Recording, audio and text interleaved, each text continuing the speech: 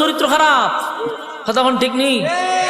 আল্লাহ ওই চরিত্র চেঞ্জ করতে হবে। কি চরিত্র? আল্লাহ কোরআনে বলেন,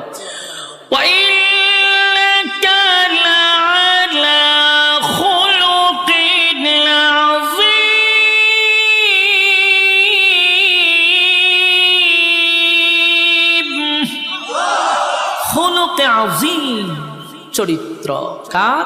বিশ্ব নবীর চরিত্র। সুবহানাল্লাহ।